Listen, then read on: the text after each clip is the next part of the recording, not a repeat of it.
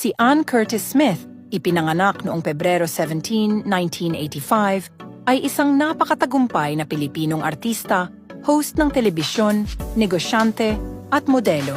Kilala sa kanyang versatility sa pelikula at telebisyon, nanalo siya ng maraming parangal, kabilang ang 2 FAMAS Awards, a Metro Manila Film Festival Award.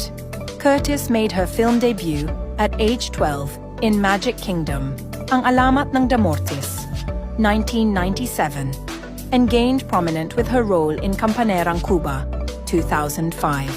Nagbida siya sa ilang box office hits tulad ng No Other Woman, 2011, na siyang pinakamataas na kita na pelikulang Pilipino noong panahong iyon.